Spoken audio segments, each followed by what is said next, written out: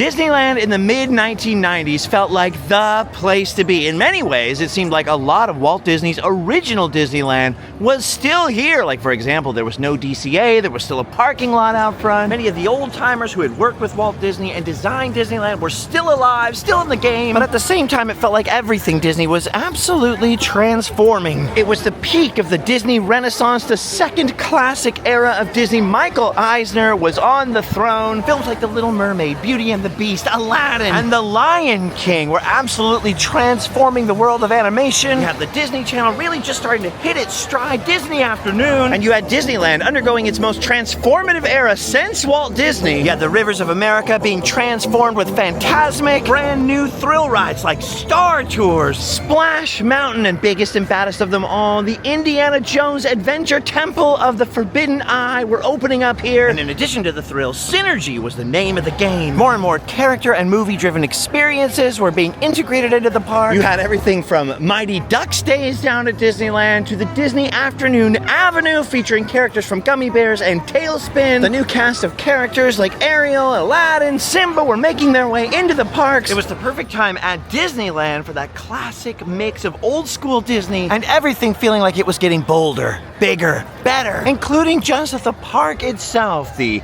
partner statue here was shiny and brand new. Behind the castle in Fantasyland, everything in here was basically only 10 years old at that point because the whole land had been transformed from looking like a medieval jousting tournament sort of to new Fantasyland back in the early 1980s, so everything felt shiny and bright and colorful and clean. It was an absolutely amazing time to grow up in and around Walt Disney's original Magic Kingdom. And if we're talking about Disneyland in the 1990s, there was no better example of things being shiny and new, of incorporating synergy and outside characters, and taking big, bold, beautiful steps towards the future than Disneyland's newest land, Mickey's Toontown. Now, a lot of things have changed at Toontown since 1993 when it opened, which underwent a 20-year refurbishment recently and reopened in 2023. But the footage we're looking at today comes from 1995, just 2 years after this land originally opened. And so we're gonna get to travel back in time a little bit and see Toontown as it was pretty much when I first laid eyes on it on opening day in 1993. It's Pete! Hello, Pete! That was so cool. All right, let's dive into the footage. Now, the whole premise of Toontown could be summed up with the question, what if guests could step into a cartoon world where Mickey and his friends actually live? What if you could step into the neighborhood of Donald Duck and Goofy and meet your favorite cartoon characters up close and personal, see what they're up to? And of course, like I said, this was the era of synergy, this was the era of Michael Eisner, and Roger Rabbit had also been a big hit in 1988, which of course inspired the name Toontown, and you can see Roger Rabbit down there in Toontown itself, hanging out with guests headed towards Mickey's neighborhood. And of course, the idea for Mickey's own land, or a land featuring Mickey, Goofy, and the other cartoon characters had been kicking around for a while at Disney, going all the way back to Walt before he even built Disneyland, getting letters from children asking, where does Mickey Mouse live? Well, finally, by 1993, the stars had aligned in just the right way to answer that question nearly 40 years after Disneyland had first opened. And you can see out here that some stuff has already changed in the last 20 or so years. Because originally out here in front of Mickey Mouse's house was a big traffic circle, like you could see in that sort of zoomed out shot. And in the center of it was a fountain with Mickey Mouse conducting a whole bunch of instruments that were interactive. You could interact and make various instrument sounds, play around the fountain. And as you can see, that fountain has now gone the way of the buffalo. It has gone from Toontown. And Mickey and Minnie's neighborhood has sort of gone green out here and been transformed into this little park area where you can now have the perfect picnic, tying in, of course, with the new Mickey and Minnie's Runaway Railway attraction out here. But the core idea of meeting Mickey at his house here in Toontown is still intact. In fact, it's kind of amazing that this sign, as seen in that old footage, is still here, basically unchanged. I mean, repainted, freshened up, but still here with Mickey's silhouette. He's filming a little movie, just like he is back here in his movie barn, where you actually do your photo op meet and greet. But every once in a while, if things are calm enough in Toontown, still to this very day, all the way in 2025, you can catch Mickey wandering outside of his home and popping out front here, which is my favorite thing about this old footage from the 90s. Look at Mickey meeting and greeting all his friends and then waving us into the house, bringing us inside. It was an absolutely amazing experience. That first day when Michael Eisner cut the ribbon and I and several hundred other students from local elementary schools, including mine, Walt Disney Elementary, got to go inside of Mickey Mouse's actual home. Now, I had been a big fan of Mickey Mouse my whole entire life, so stepping inside of his actual home, like I said, getting to see where he listens to the radio, where he sits and reads a book, his fireplace, his couch, his living room, seeing his telephone and listening to his answering machine, seeing his props and collectibles, getting to literally see how he does his laundry and where his washing machine was at, much less going into his backyard and then into his movie barn to meet Mickey Mouse himself. This was all absolutely mind-blowing and so exciting. I had never seen props like this before. I mean, I had never seen anything like this in my life, and I had been to Disneyland tons of times, grew up across the street. It felt like you had actually entered a cartoon world in a way I had never experienced in my life. Of course, you had Minnie Mouse's house right next door, and as you can see, not too much has changed at the exterior of either Mickey's house or Minnie's house out here in Toontown since the mid-1990s. Here you get a glimpse of a bunch of little girls running into Minnie's kitchen and checking out all the different props and playing and using their imagination. Still looks very much like it does to this very day. But one thing that's completely changed is what was behind Mickey's house, the former home of Chip and Dale at Chip and Dale's treehouse. It was amazing. You could climb up inside. There were slides to get back down. As you can see now, it no longer exists in 2025. It was removed in that refresh. When Toontown reopened 2 years ago in 2023, no more Chip and Dale's treehouse. Now, as early as 2013, I was coming out here and filming different videos showing Chip and Dale's treehouse to all of you guys, when it was still, in fact, standing here where they now have another park to have your perfect picnic. It's a nice, quiet place now for families to come and sort of escape the heat of the day, escape the crowds, have some popcorn. By the time you even hit the year 2000, much less 2013 when I started filming Randomland out here, the treehouse was sort of a shadow of its former self. You could still climb up inside Chip and Dale's treehouse. You could still check out their residence, but the slides had long since been removed, and the other thing that was missing was sort of the main attraction of the treehouse when it opened in '93. It was Chip and Dale's acorn pit, located sort of under these boulders in this little cave back here in the back of Toontown. And it's long gone now, but what it was essentially a huge, gigantic Chuck E. Cheese style, play style ball pit. But instead of balls, as you can see, there were brightly colored plastic acorns in here. So it was sort of like Chip and Dale's Hoard. Kids loved it. They'd bounce around. As you can see, the cave is still here. The rocks all match up, but no longer are there any acorns or kids playing in a ball pit. That was actually gone just within the first couple of years of Toontown's operation for kind of obvious reasons. I mean, no doubt some of you will have worked at different fast food establishments, and back in the day when they had those ball pits, employees will know they were maybe the hardest things in the world to ever clean out. A lot of little kids, a lot of stickiness, a lot of touching of things, a lot of certain types of unfortunate accidents in there with small children meant that often the ball pit was closed, it had to be washed and sterilized when people bumped into the ceiling. So that was sort of the first thing to go. Then the slides from Chip and Dale's treehouse were sort of removed one by one. And although the treehouse itself stayed out here for quite a long time, like I said, I filmed it many times over the course of the remaining years it had out here at Disneyland. Ultimately, by 2023, when they were doing that refresh, it was decided it was better to maybe just take the whole thing out at that point. But this was the spot with Chip and Dale's original treehouse and their amazing acorn pit that I must admit was very fun to run around and romp around in. Even though I was 10 years old when this place opened, I was like a little on the high side of the age group it was meant for. It was just exciting to see Chip and Dale's treehouse, to see where Chip and Dale lived, because remember, this was the heyday of Chip and Dale's Rescue Rangers. Still, I think one of Disney's most underrated television excursions of all time. And the Chip and Dale Rescue Rangers theming out here didn't end with Chip and Dale's treehouse, because you also had this incredible ride, which back then was known as Gadget's Go Coaster. Gadget being one of the characters from Chip and Dale Rescue Rangers. And it was cool because this was a very small roller coaster, a very small attraction that little kids could get on and experience riding in their little acorn-style vehicles, cruising around down the track, built out of all kinds of odds and ends, presumably by Gadget herself. This is one of the rides I did experience on that opening day. I had to ride it with my teacher, Miss St. Clair. It was absolutely fantastic. There were water squirting across the tracks. There was banks and turns. I love the shot of Goofy right here, ducking out of the way. Ah! Don't worry, Goofy. It's perfectly safe. Gadget knew what she was doing. Now, that shot of Goofy was filmed from a much higher angle than I can get to and be able to match it up to today. But as you can see, the ride itself has essentially, basically, not changed a lick. You still have your little acorn vehicles cruising around the track there. The track is still made up of all those little odds and ends and pieces of toys that Gadget had collected from around town to build this exciting little attraction. The difference is that instead of just being called Gadget's Go Coaster, the ride was actually renamed during the refresh. And so nowadays, instead of being called Gadget's Go Coaster, it is Chip 'n Dale's Gadget Coaster. So the sign has been replaced out here. Although, like I said, the ride is pretty much the same as it ever was. And the Rescue Rangers theme hasn't been removed entirely, because look at that, you still have Zipper right over there on the straw. I love Zipper. Zipper's the best part. I had a cat named Zipper. That's kind of hard to see without going through the whole line. But Gadget herself is still very much on the ride as you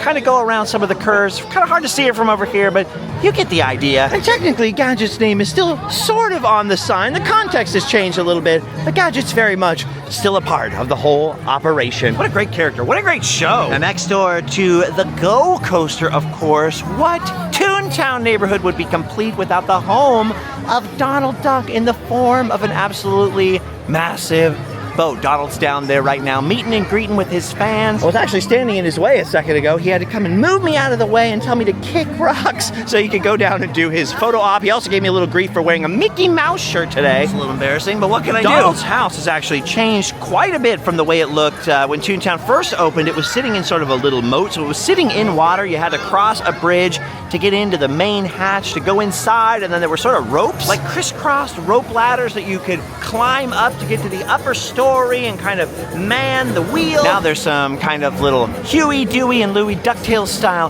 nephew characters in these windows here, some interactive elements so you can pull some switches, release some bubbles. There's a little playground with these really fun little spinning cups. There's a little dedicated meet and greet area for Donald Duck to see all of his fans. Oh, and a little extra meet and greet area for Clarabelle. Hello, Clarabelle. There's a little camping area for the junior woodchucks to explore. Kind of a weird little padded playground and some of the extra areas here under this little rock formation in this little cave area. It's totally nice, but very different. And then, of course, the next neighbor, one house down, is Goofy's house. And much like Chip 'n Dale's treehouse with the sort of acorn ball pit, Goofy's house, which was originally known as Goofy's bounce house, underwent transformations pretty quickly. Here you see the garden of Goofy's bounce house in its 1990s form. You're kind of scrolling up to see Goofy's little tower there and its roof line. I love that his hat is on top of his house, which it still is very much to this day, although you'll see a lot of stuff has been added to the exterior, and the garden has now almost completely changed. There's still some corn and a little Goofy scarecrow out here with a crow right on top of his head, and of course the corn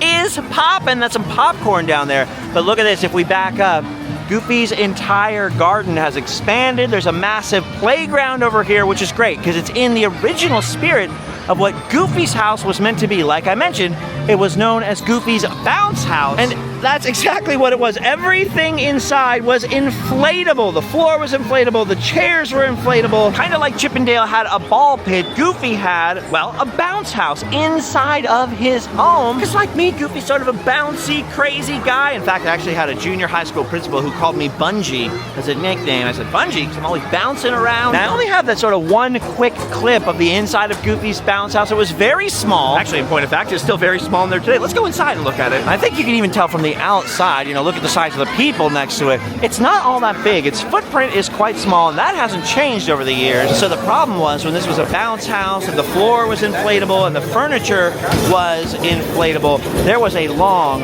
long line. I think they totally underestimated how many kids wanted to get inside of here and do some bouncing, so there was a time limit on everyone, which was very difficult to enforce. And over the ensuing years, of course, they tried it all kinds of different ways, right? Like like letting whole groups in at a time that had 5 minutes, or letting individuals in one at a time, which was a mess trying to figure out which kid went in when, is their time up. But overall, the whole thing was so stinking popular, it was really hard to manage the crowds that wanted to get in. And then, of course, with people bouncing around and not everything being inflatable, right? Some of the props on the walls had, well, some hardness to them, if you know what I mean. It was just sort of gutted from the original idea and just became kind of Goofy's house. You could pop in, you could check out his furniture, the paintings on the wall, which, by the way, have all been changed now to kind of integrate Max more. Max from A Goofy Movie, of course. Well, and Goof Troop. Basically, it lasted a little longer than the ball pit, but the original idea for the bounce house quickly proved to be impractical, which is why it's much better that now you basically have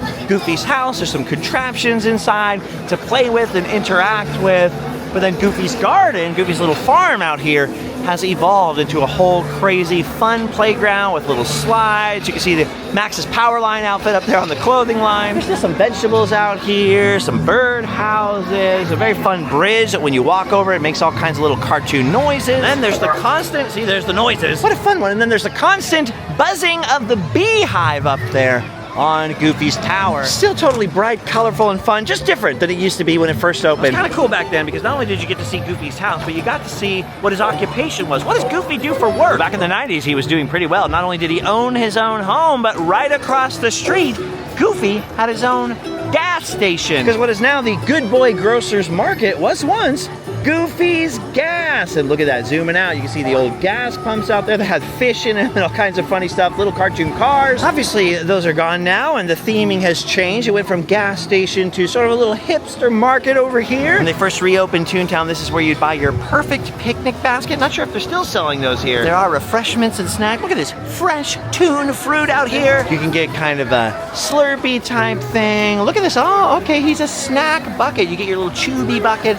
You can put different snacks inside. Look, you got some little cuties there and a little crunchy bar of some kind. You can get a juice box or a water. A little different than the old Goofy's gas station, but I like it. I like it. Now, the biggest thing missing from modern Toontown that was a key feature when it first opened were these, the Jolly Trolleys. Toontown, much like Roger Rabbit, had its own sort of red cars here, but instead of being, you know, kind of accurate red cars, the way they'd build them later, or miniature versions over in DCA, these were fun trolleys. These were Jolly Trolleys. Very cartoon-like. You could sit probably 4 people on each side, and they would sort of rock and roll through Toontown on actual tracks laid down into the ground over here. So Toontown had its own sort of tracks in the sidewalk, much like Main Street USA did back then out here in front of Goofy's Gas. As you can kind of see in that shot where they zoom out from the Jolly Trolleys, there was even a little Jolly Trolley station right out here, like a little waiting area. It seemed like it was pretty quick after Toontown opened that, like I said, it's like they underestimated how many people would be packed back here into this new land, because the Jolly Trolleys eventually stopped running out here. One of them was parked right over here in front of the little Jolly Trolley station for a photo op. You could kind of climb on it for years. You can actually see in this photo from Daveland, shout out to davelandweb.com, how it was parked there as a photo op for years. It didn't have a lot of capacity, and there were little kids in the land hopping on and off the ride when they were supposed to. I can see why it shut down. Probably, honestly, more people got to enjoy it as a photo op than they would have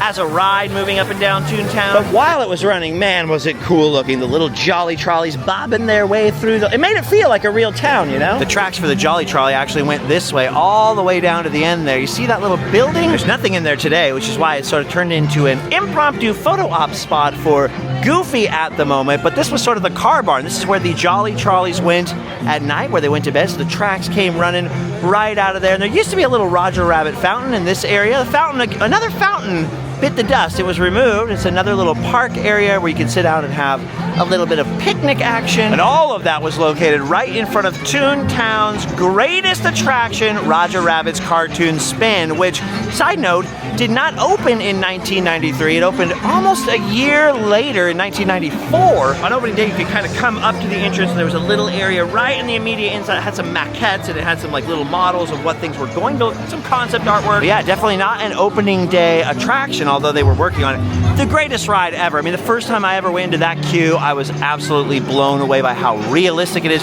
Joe Lanzacero, sort of the lead designer and Imagineer of Toontown, and his team did an absolutely fantastic job. My old footage does not have any old clips of Roger Rabbit's cartoon spin, except for a shot taken from what must have been the roof over there, looking into downtown Toontown of that era. Boy, what a wonderful sight. And today, although I have to come and stand at a much lower angle, we still have the fireworks factory that's exploding on occasion when kids push the little plunger down on the TNT right there.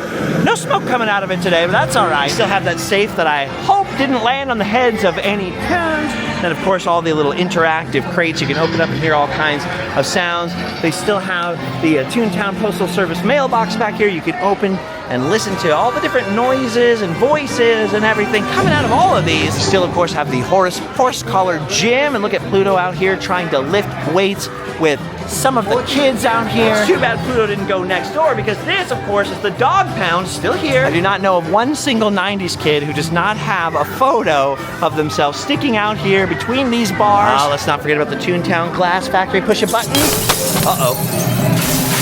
Oh, what have I done? Oh, the humanity! Then best of all, right next to the entrance of the old gag factory, the Toontown Powerhouse, which is also interactive. You try to go inside of there, it's one of the most electrifying attractions of them all. Look at this, the door still says, opening this door is absolutely, positively, and unquestionably forbidden unless you really feel like it. Well, I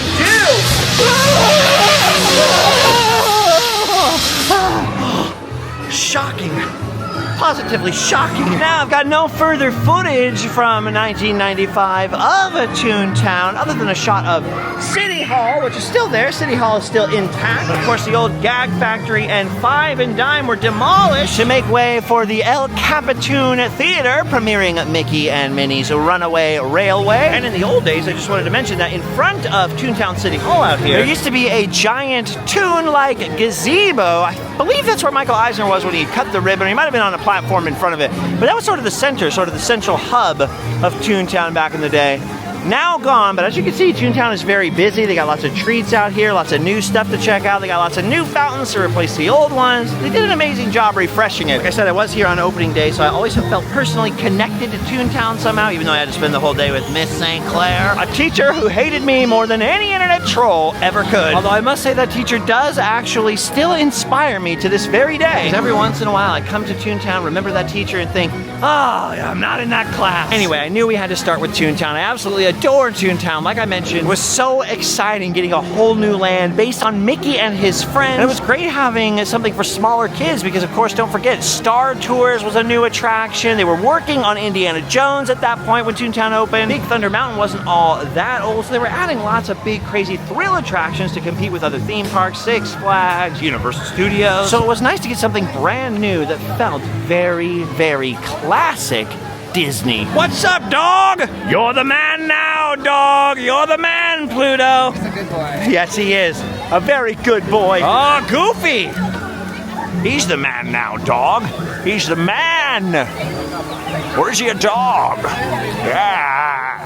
Is Goofy a dog or is he a man? Is he a man? If he's a man, he's a very dogly man. Anyway, like I was saying, I love Toontown. I am so nostalgic for the 90s. When I think of the 90s, I think of Toontown, but that was not all that was here in the 90s that's changed. We've still got a lot more to see. Now, on the off chance some of you didn't see it, I did just do another video about Disneyland in the mid-90s using basically the same footage, or the same VHS tape, which was all promo footage from the opening day of the Indiana Jones Adventure, in which we covered the vast majority of the park: Adventureland, Frontierland, Fantasyland, the Castle, Main Street USA. But of course, I ran out of time. There was so much Disneyland to see that I saved the best for last: Toontown and our next stop, the world of the future, Tomorrowland. And wait a minute, it's not letting me jump back in time. Maybe I have to zoom in. Maybe if I zoom in, even time. Oh, there we go. It's the Tomorrowland of 1995. Oh, gone is the Astro Orbiter sitting in front of the entrance. You can see the people movers up there, up top of Tomorrowland,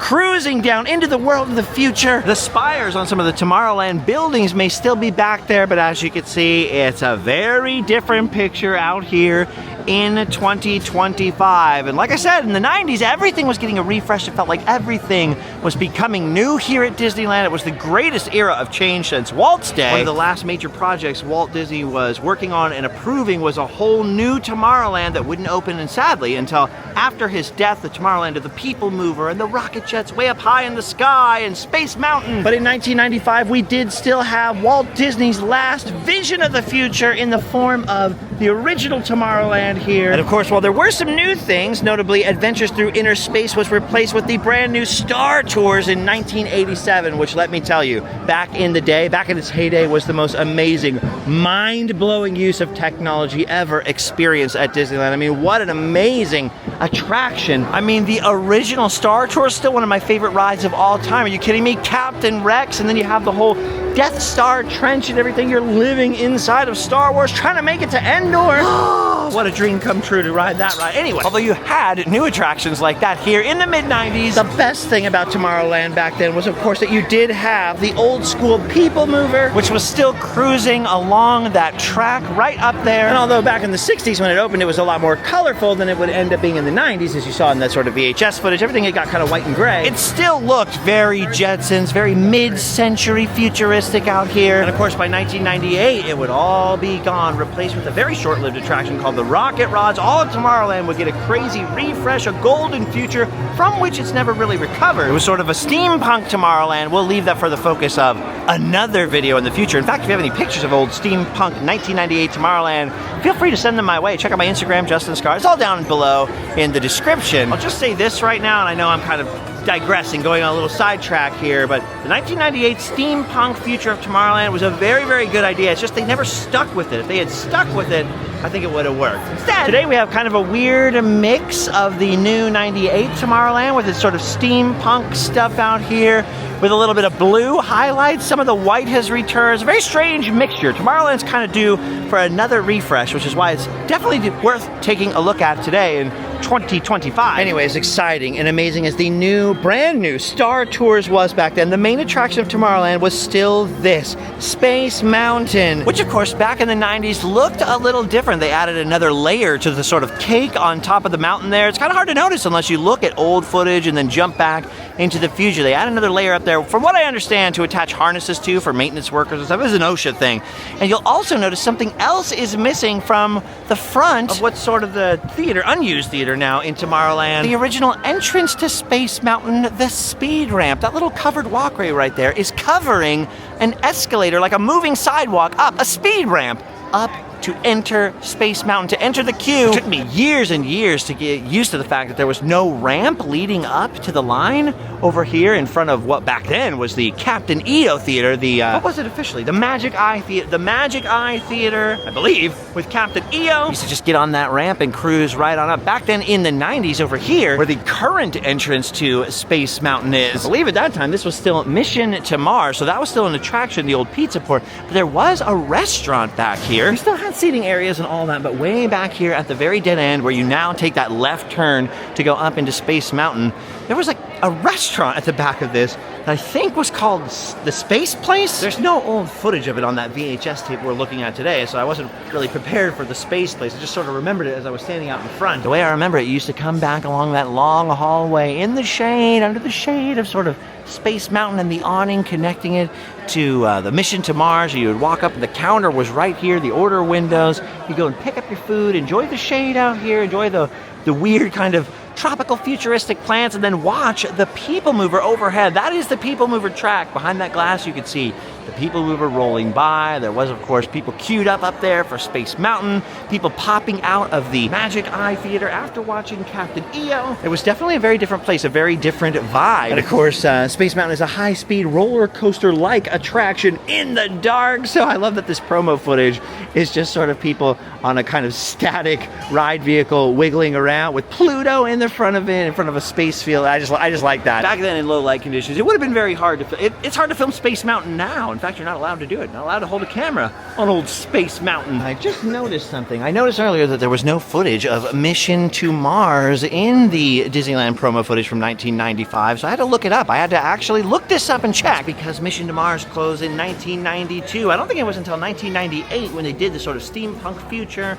They painted Space Mountain like a copper color. That is when they finally recycled the old Rocket to the Moon / Mission to Mars building into Red Rocket's Pizza Port. That was the original pizza restaurant here before it was renamed as Alien Pizza Planet. That's also when we got this rocket back, of course, a kind of nod to the 1955 Tomorrowland and that old TWA Moonliner rocket. That is also when the rocket jets moved down off the top of the PeopleMover loading platform, which is that giant building right there. And the old mechanism for the rockets was turned into this revolving sort of satellite thing here to play different music. We're not supposed to be talking about 1998, but I can't help myself. And I'll tell you something that almost nobody knows or nobody's ever talked about. That mechanism there is still the original mechanism from those old rocket jets. And in fact, that rocket jet mechanism dates way, way, way back before that. I'll save that for a future video with my friend Bob Gurr. Suffice to say though, this was a very different place in the 90s. You still had the Starcade back there, a huge 2-story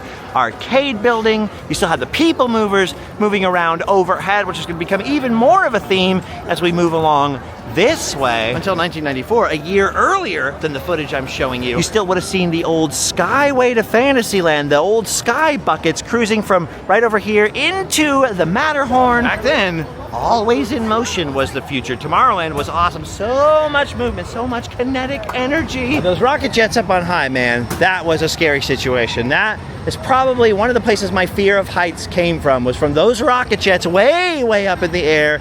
And also the Skyway, the station for the Skyway, by the way, was right over here up above what is now the Autopia Winner's Circle gift shop. And speaking of changes, speaking of the 90s and speaking of Autopia, back in the 90s we still did have the old school Autopia before they converted it to Honda, and we still had those Bob Gurr design Mark 7, I believe, Autopia cars, the same cars they still use out at Walt Disney World at the Magic Kingdom today for the Tomorrowland Speedway. Those were the cars of my childhood, man. Look at those Autopia, run it again, look at those Autopia cars.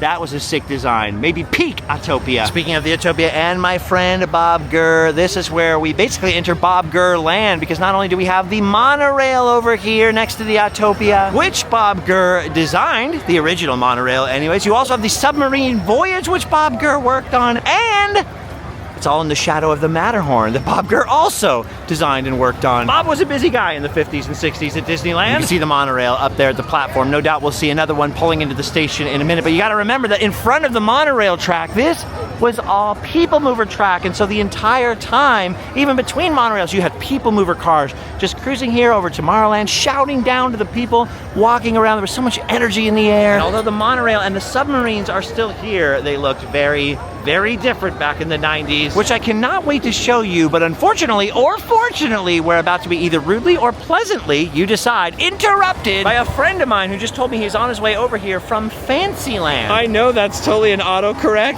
Fantasyland, I love it. That should be what they call it on Dapper Day. Oh, look at this, there he is.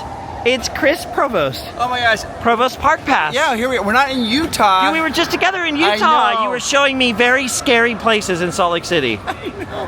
Heaven and hell in Salt Lake City. Have you recovered? No, I had to lay down. What was worse, the Fear Factory or the Sphinx with the head of Joseph Smith? That Sphinx scared the heck out of me. I just grabbed some fries and a Mr. Pibb, and then Chris very nicely offered to go get me salt. Do you know how bad I'm tempted to see what's inside of the mystical Provost Park Pass backpack? Do you know how tempted I am to snoop around in that backpack right now? It can't be done. Some secrets can never be revealed. Okay, he's back with the salt. All right, so I was walking away, and Justin's like, I need some salt. And I'm like, how much? He's like, a ton. Grab me a ton. I'm a maniac. I don't know what that means. So I for me, 2 packets is ample. Oh, come on, dude. I never have salt. I very rarely ever have salt. 3? No, 3 is not enough. 4.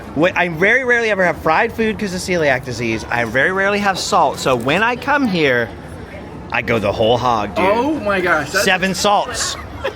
That's an assault on my taste buds that I enjoy. All right, before Chris Provost tries to leave us, I thought, you know what? What? Why don't we have you reveal a secret? Okay, I'm gonna reveal a secret about the submarines. Okay. All right, so here goes by the way. Here comes the submarine. Okay. So when you're riding in the attraction, Justin, you've ridden the attraction before, obviously. Yeah, once or twice. You know the portal, the little window portal? Yes, yes. There's like wind blowing there, right? The ones down below the water? Yeah, the ones below the water. Okay. There's wind blowing. Everybody thinks that the wind is blowing so it won't fog up. That's not the case. It's for people who get motion sick. So having that wind go across your face, it makes you so you don't feel motion sick and you don't feel claustrophobic. Like rolling down the windows in a car when you're car sick, kind of? I never thought of that. Getting a little fresh but it makes air? it so you don't feel claustrophobic and doesn't make it so you feel motion sick. It's got that nice little wind there. It's designed literally as a way to keep people calm.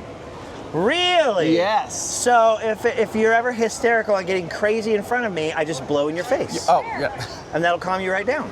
You do it for babies too. And underneath, the coral underneath is just crushed glass. They took colored glass, they crushed it up, and they made it into like little coral. So it'll last years and years and years without losing its color. Okay, but you better stop. You're revealing all kinds of secrets. You don't want to reveal all the secrets. And oh no! Walt Disney said when he did this, his favorite thing to say, his famous line was that he owned the 8th largest submarine fleet in the world. Which is pretty good. Okay, if you want more secrets revealed, you got to go and hit up my friend Chris's YouTube channel. Oh. It's right there on his backpack.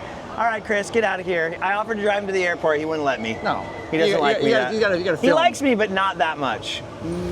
All right, where were we? Oh yes, my good friends, my childhood heroes, the yellow submarines. And I'm so stoked that when the submarine voyage finally came back in 2007 as the Finding Nemo submarine voyage, that they kept the yellow color scheme to the submarines, because of course originally in the 1950s the submarines were gray. It was sort of modern and realistic looking. Submarines were very futuristic back there. They were just exploring the North Pole. They were atomic powered. I mean, very, very futuristic. That's why they were in Tomorrowland. Of course, later on they got repainted in yellow to sort of look a little more explorer-y, a little more Jacques Cousteau. And as we just saw, they are still yellow to this day for the Finding Nemo submarine voyage. But check this out. Check this money shot back out in the 1990s. They were yellow back then as well.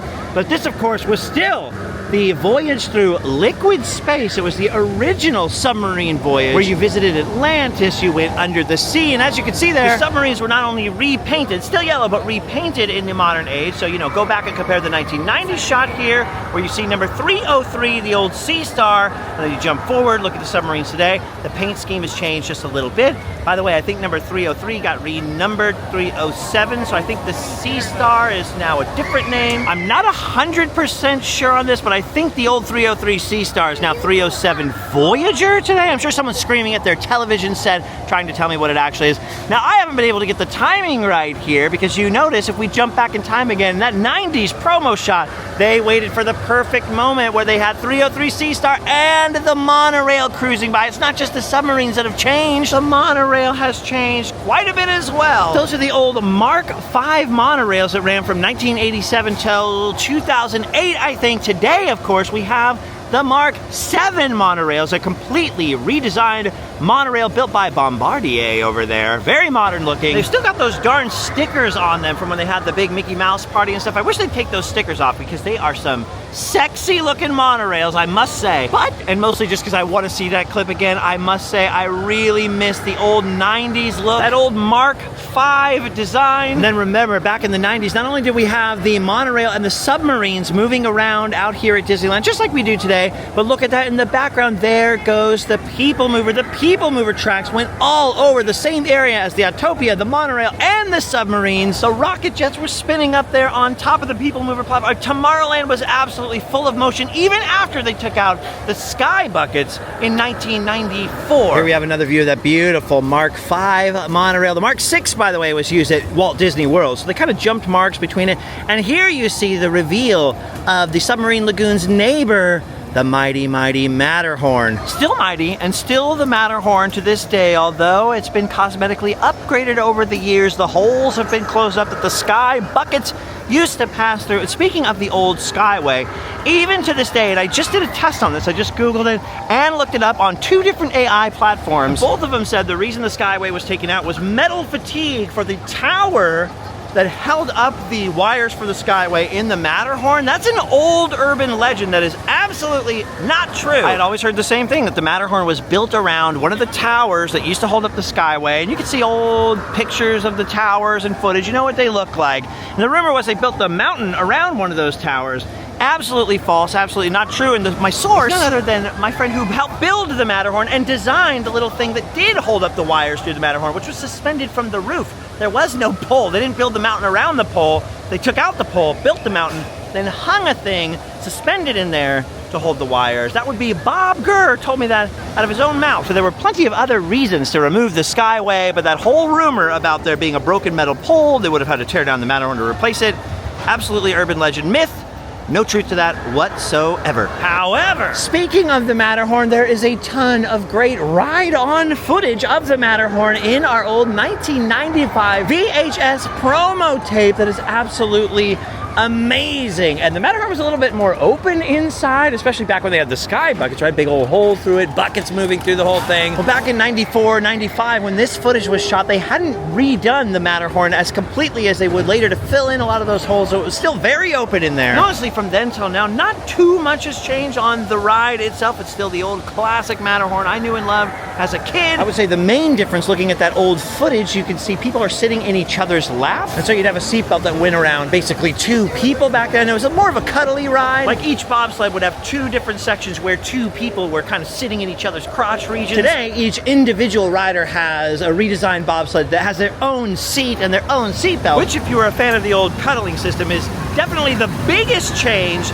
out at the Matterhorn in terms of ride experience. But if we're talking about facelifts, the vehicles are nothing. They pale in comparison to the facelift that the Abominable Snowman got in this ride when it reopened in 2015. The 2015 refurbishment was the debut of a brand new Abominable Snowman slash Yeti inside of the Matterhorn, upgraded animatronic, which is awesome, right? All that upgraded motion, that loud roar. But as a kid, we had a very different Yeti inside. And look at this. Here he is right on that VHS tape, the original Harold, the Abominable Snowman from inside of the Matterhorn. That's the legend that the Imagineers always called him Harold, so now fans call him Harold. I gotta be honest with you, I've never really called him Harold. He was always just the Abominable Snowman or the Yeti or the monster in there. Man, when I was a kid, that guy with his little glowing red eyes and his very limited motion compared to what's in there today, still, frankly, absolutely terrifying. So cool to stumble across that in this old footage and just kind of see an old friend or an old nemesis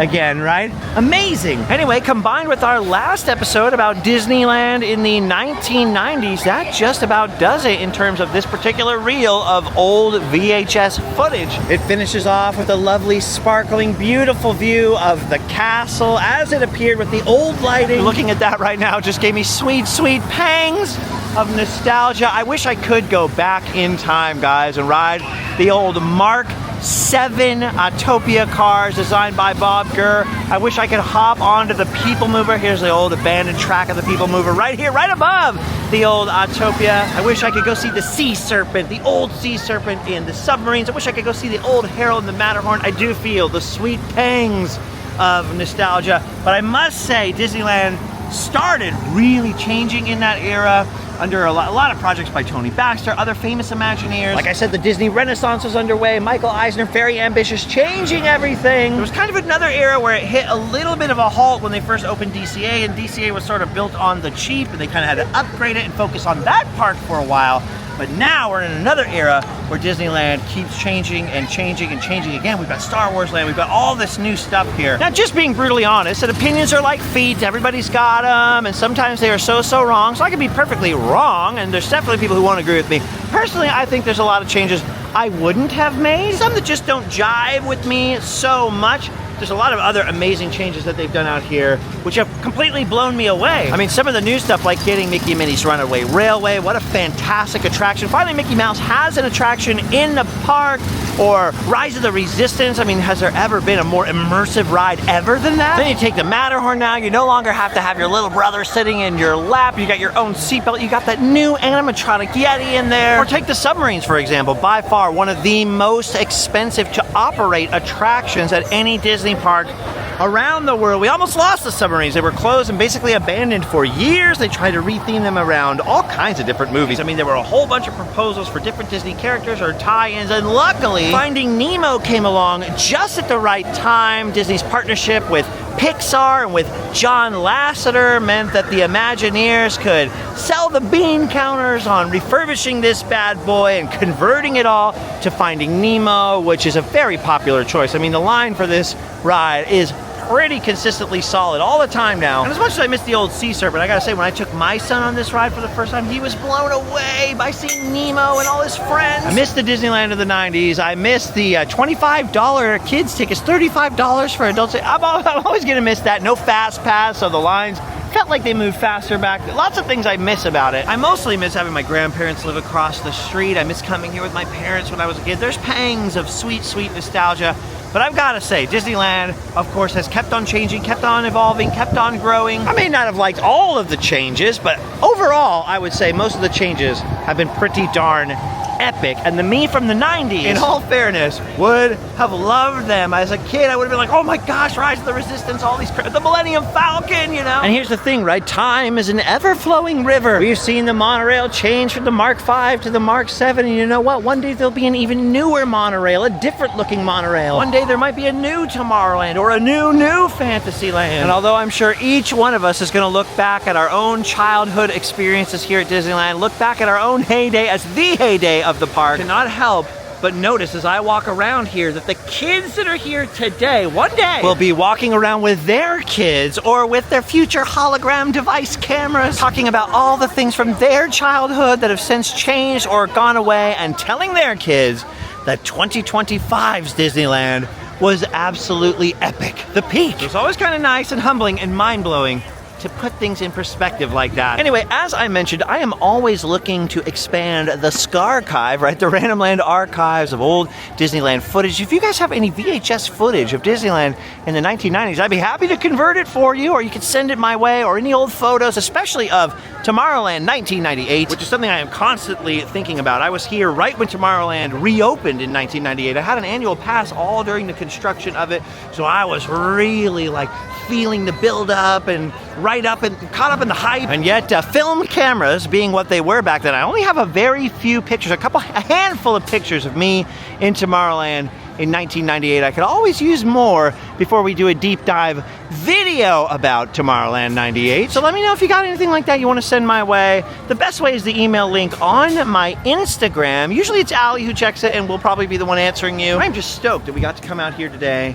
We got to check out Disneyland in the 90s. I feel like I've been reliving my childhood just a little bit. The weather is warm. It really feels like spring has finally arrived, at least in Southern California. I'm looking forward to so many other adventures we have coming up on the horizon. But I always like to touch base with my family's old neighborhood, my old hometown haunt. In some ways, my first love, my first obsession, my first theme park, Disneyland. Side note really quick, look at this over here in the Fantasy Fair area where Figaro is up here sleeping. Shout out to Eric Larson, one of the nine old men. Whoa, and shout out to Princess Anna who's cruising by. Check this out, the Fairy Tale Treasures little store is open. I almost never see this open. Well, usually I'm here too late is the reason. They sell all kinds of neat little princess gifts in here. It's almost like a little extension of Bibbidi Bobbidi Boo, but I never see this open. And look at this little photo op back here with Cinderella's little coach, and there's all kinds of little animals. There's a little horse in here, and they're taking little photo ops with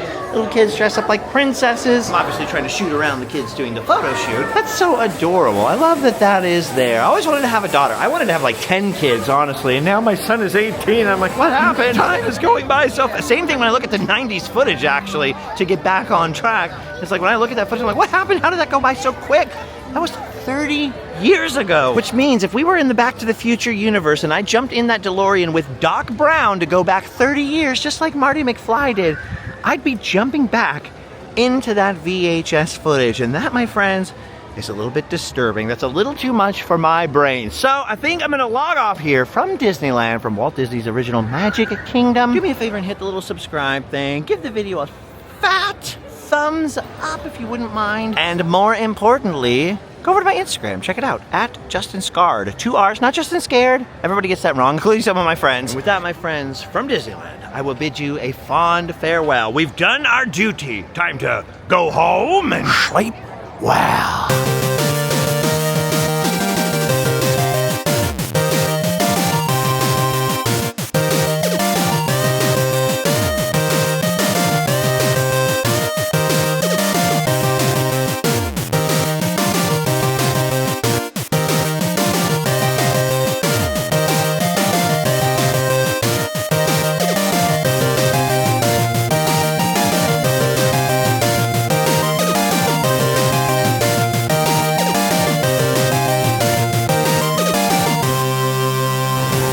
friend Jimmy is doing a magic trick at the Earl Sandwich. Okay. What am I looking at? I'm looking at the quarter. You gotta watch. Okay. That's the extent of my magical ability. I'm gonna burn you. You're a witch. He's a witch. Weird. Okay, one last thing before I go. Look at this. They took the posters off the building, Jimmy. And they're just constantly saying no. Yeah, just the wiggle heads are still there. It's like my kids when they were 2, just shaking their head. Just shaking no. their head, no. Do you want it? No. Sick. Oh, what's going on here? Some filming in the park? Are you filming a food? Are you allowed to do that, sir? Do you have the written permission of Mickey Mouse? If you don't have it, I can get it for you. I really hope so. I think we're okay. You're okay. Did I startle you? No. Aw, she was a pro. Did I startle you? A little bit. Okay, a My little heart's bit. racing. If I had startled Justin, you, you gotta I would be careful. apologizing. If I startle you, I don't feel as bad because you need that jump start every once in a I do, while, yeah. McVie. I didn't have any Look, coffee I'm today, so so glad that you're definitely helps. here. I saw Chris Provost. I saw you. I've seen everybody that I love today. I didn't see Adam. I dropped him off the airport. He went to Korea. No. All right, go ahead. Resume filming your giant cookie. I had to run over here before you bit it because I knew if you bit into it, I ruined the shot. I'm like, oh no, you gotta buy another one. So I had to run. I love you Isn't that guys. cute, though? Look Yeah, at it's this. cute, but not as cute as your little handsome. Aw. Look at you. I love you, McVie. I love you. I love you, Janelle. But not as much as McVie loves you. He probably loves you a little bit more. Look how cute you guys look. What a fun pic. Secrets revealed, peace revealing secrets all over town. I'm gonna reveal some secrets. But you know the secret everybody wants to know is what's in the backpack. I'll tell you that. It's like 7. What's in the box? What's in the backpack? You have to meet Chris what's in the Provost. box? Hey, everybody, if you ever meet Chris in person, ask him what's in the backpack. He really loves that question. He loves when people ask him. I can actually tell you. And if you're walking really close behind him, just open the backpack.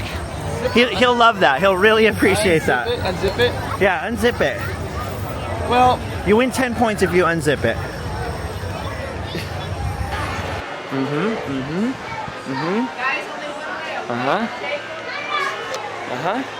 Okay. Let's see. Well. Yeah. Okay. Secret hole of trash.